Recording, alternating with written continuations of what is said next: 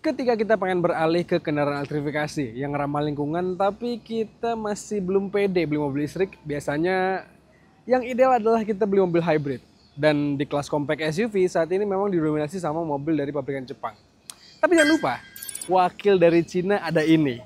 GWM Haval Jolion HEV yang secara desain serta harga menggoda. Tapi setelah kami tes dalam jangka panjang, kok mobil ini sedikit ada yang ganjel ya.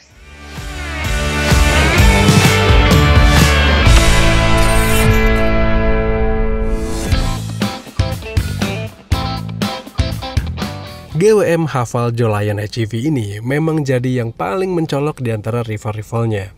Dikala compact SUV Cina itu datang dengan mesin powerful, dengan turbo, DCT kayak Chery C5 atau Baik X552, dia datang dengan mesin hybrid. Jadinya mau nggak mau nyenggol mobil Jepang deh. Ya oke lah, harga jualnya kompetitif, kayak mobil Cina lain yang harganya tuh jauh lebih murah ketimbang mobil dari Jepang. Haval Jolion HEV ini cuma dijual 400 jutaan. Dan lihat petanya sih, mobil-mobil Jepang itu kelihatan jauh lebih mahal. Tapi apa karena murah terus bikin mobil ini jadi worth it gitu? Sabar dulu. Untuk harga dengan range 400 jutaan menurut saya oke lah. Dan secara desain juga mobil ini tampak belakangnya terlihat oke, nggak neko-neko. Kelihatan ada sportinya, ada elegannya, walaupun secara konsep jadi agak-agak membingungkan gitu ya. Mobil ini hadir dengan spoiler yang begitu terlihat sporty, tapi model emblemnya gede-gede dan ya secara umum body kitnya yang dipakai agak-agak elegan. Sementara dari samping juga kelihatan desainnya tampil proporsional dengan garis desain yang kelihatan sleek, nggak coba sporty gitu ya. Agak-agak ada hint kayak Mazda-nya, kayak Santa Fe yang lama. Dan mobil ini meskipun bermain di B segmen atau compact SUV, tapi nyatanya dimensinya gede teman-teman, dengan wheelbase yang panjang dan ukuran roda yang juga terlihat seperti SUV kebanyakan. Dan saya suka sih dengan desain peleknya. Sementara di depannya ini juga yang menurut saya agak-agak ganjel teman-teman, karena looknya itu udah oke, kelihatan premium dengan grill yang cakep gitu ya, diamond shape gini. Tapi ini lampu gede banget dah rasanya, dan dikasih model clear warna biru di dalamnya itu bikin tampilannya jadi bingung gitu ya, sporty agak kurang tapi elegan juga jadinya terganggu. Ya secara umum desain ini mungkin masalah selera, tapi kalau kalian suka apa enggak?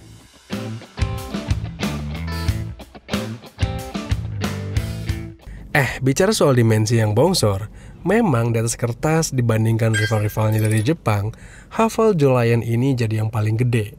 Dan itu yang bikin mobil ini akomodatif banget. Bagasinya ini nih, kalau dirasa kurang bisa diekspansi dengan melipat jok baris keduanya.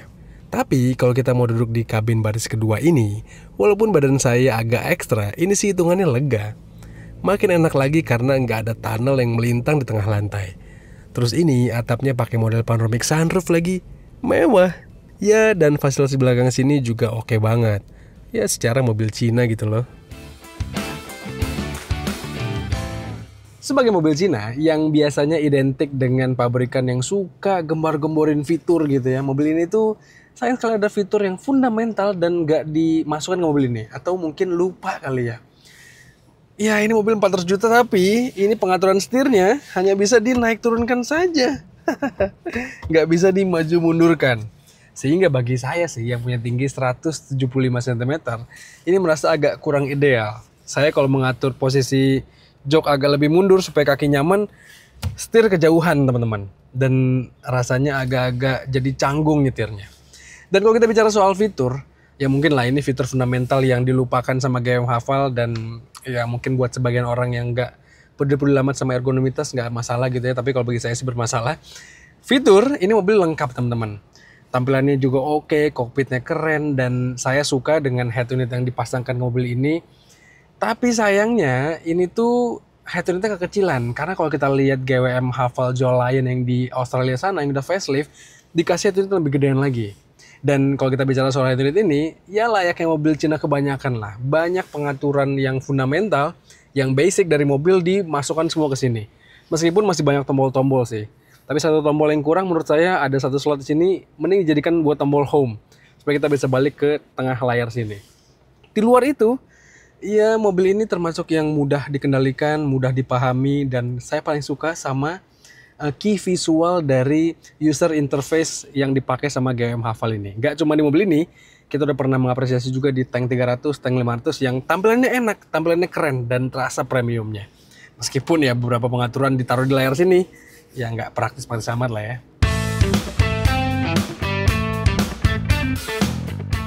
Tapi yang bikin kita agak terkompromikan adalah GWM kasih mobil ini kamera yang jernih banget.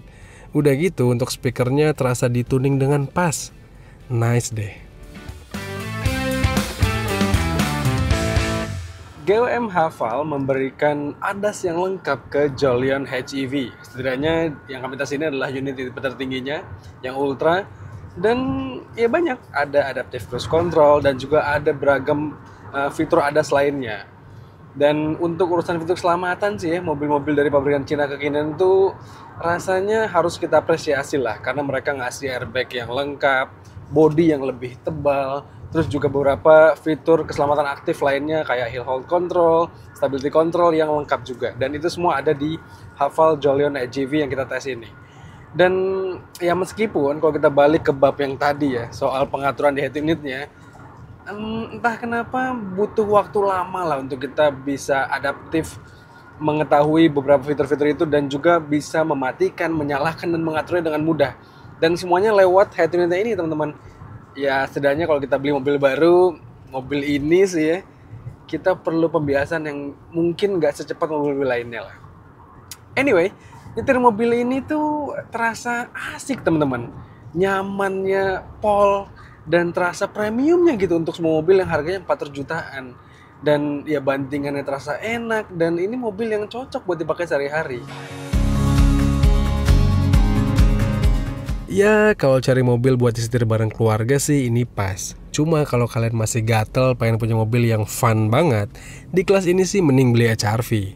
Kalau Haval Jolion ini karakternya bukan ke arah sporty, tapi ngejar ke nyaman dan feel premium. Terus satu hal yang juga langsung terasa dari mobil ini tuh adalah visibilitasnya yang oke banget. Pandangan enak ke depan, ke belakang, dan ada bantuan kamera juga. Terus ini karakter setirnya juga bisa diatur. Ya mobil yang memudahkan banget deh karakternya. Nah kalau saya sih masih merasa sejauh ini mobil hybrid itu mobil yang kita kejar untuk dipakai sehari-hari kalau kita mengejar sebuah efisiensi, mengejar mobil yang lebih irit lagi. Dan di atas kertas, Haval Jolion HEV ini harusnya bisa memenuhi itu. Ya mobil ini pakai mesin bensin 1.000 cc yang dikawinkan dengan baterai dan motor listrik. Dan performanya juga tergolong oke teman-teman. Ditarikan bawahnya enak, layaknya ketika mobil hybrid bekerja gitu ya. Dan mobil ini juga bisa berlagak seperti mobil listrik murni, dimana dia senyap, dan kalau baterai cukup, dia bisa jalan-jalan di perkotaan tanpa menyalakan bensinnya. Ya di atas kertas sih mobil ini ideal teman-teman untuk mobil yang efisien, untuk mobil yang irit. Tapi setelah kami tes, ternyata mobil ini gak sebegitu iritnya loh.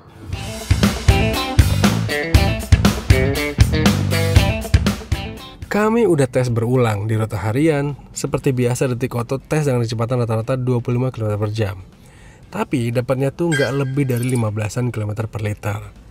Pas di tol pun dengan kecepatan 80-90 km per jam, dapatnya di angka 17-an km per liter. Kami skeptis sih sama klaim GWM Haval yang katanya mobil ini bisa dapat 20-an km per liter. Kami sih jujur belum pernah dapat yang sejauh itu. Mungkin di rute kombinasi bisa kali ya. Yang jelas untuk melawan Yaris Cross, HR-V atau Kicks e-Power, racikan hybrid GWM Haval Jolion ini sih belum mampu untuk menang secara irit-iritan ya. Ya mobil ini sih bisa dibilang bikin galau ya. Karena kalau kita misalnya mengajukan proposal ke pasangan, ke keluarga gitu untuk ganti mobil ke mobil hybrid supaya lebih irit, ternyata Haval Jolion HEV ini nggak sebegitu iritnya. Di sisi lain mobil ini tuh performa yang mantap teman-teman. Wow. Dan performa yang mantap ini saya nggak dipadukan dengan handling yang tajam, sehingga mobil ini tuh nyaman, tapi iritnya nggak dapet. Di sisi lain mobil ini tuh kenceng, tapi justru handling nggak bikin kita percaya diri. Bikin galau kan? Kami menilai GWM Haval Jolion ini ya untuk kalian-kalian lagi cari compact SUV dengan badan gedean, yang akomodatif dan feel-nya premium. Dan mungkin kalau kalian cocok sama desain sampai harganya. Karena kalau kalian cari iritnya atau cari kenyamanan after sales dengan brand image yang besar, tentu nggak di situ nih GWM Haval Jolyon HCV ini bermainnya.